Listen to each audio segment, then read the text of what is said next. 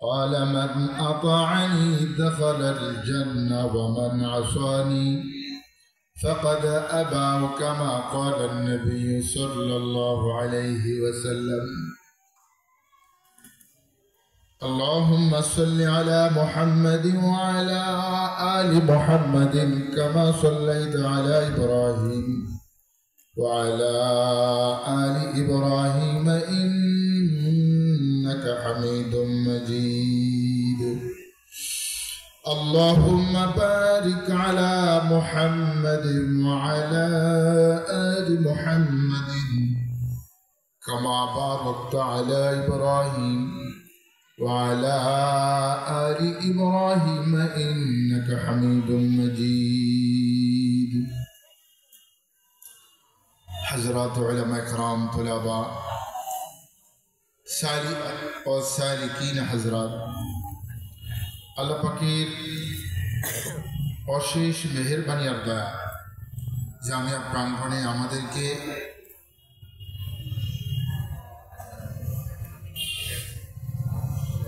হযরত শেখুল হিন্দ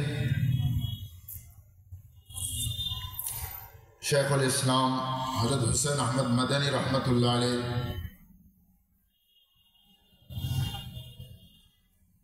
সন্তানেরা এখানে আসবেন আর ফরজাত আসবেন, সেখানে আমরা আসতে পেরেছি, এই জন্য দিল থেকে শুকরিয়া আদায় করি আলহামদুলিল্লাহ।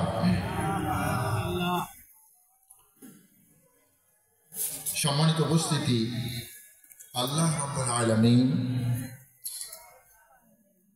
আমাদেরকে দুনিয়াতে কেন পাঠালেন, এই কথার উত্তর আমরা উলামায়ে কেরাম থেকে বহুবার শুনেছি যে আল্লাহ পাক উদ্দেশ্য আমাদের পাঠিয়েছেন একটাই, সেটা হলো ওয়ামা খালাকতুল জিন্না ওয়াল ইনসা ইল্লা লিয়াবুদুন। আল্লাহ নিজেই বলেন, আমি মানব দানবকে সৃষ্টি করেছি একমাত্র আমার ইবাদতের জন্য। এই কথাটা মুসলমান ঘরে যারা পয়দা হয়েছে, মুসলিম নামে যারা পরিচয় প্রদান করেন, এমন কেউ নেই যে এই কথাটা জানে না। আল্লাহ রাব্বুল আলামিন এই দুনিয়াতে আমরা ইসলামদেরকে পাঠাইছেনই এই জন্য, যারা আল্লাহকে ভুলে গেছে, নবীকে ভুলে গেছে, দ্বীনকে ভুলে গেছে, আখিরাতকে ভুলে গেছে, তাদেরকে আবার এই জিনিসগুলো ঢোকানো, বোঝানো, এই জন্য আমরা ইসলামদেরকে দুনিয়াতে আসা।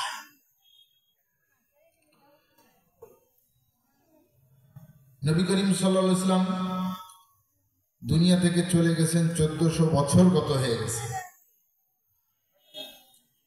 আমরা 1450 বছর পরে অবস্থান করছি, এর মধ্যে নবী আসেন নাই। উলামায়ে কেরাম পর্যায়ক্রমে দিন আমাদের পর্যন্ত পৌঁছায় দিয়েছেন।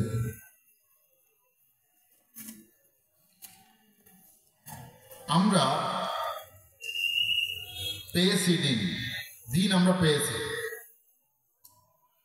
কিন্তু এই পর্যায়ে এসে এখন আমরা নামাজ পড়ি না, রোজা রাখি না, দিন মানি না, আবার আমরা বলি আমরা মুসলমান। এই কথা শুনতে কারোর বাকি নেই যে আল্লাহ পাক আমাদের পাঠাইছেনই একমাত্র ইবাদতের জন্য, এটা সবাই জানি, কিন্তু আমরা কেউ এই কথা মানিনি। অধিকাংশই এর থেকে দূরে, বরং ঢুকে গেছি, এক জিনিসের মধ্যে আমরা ঢুকে গেছি।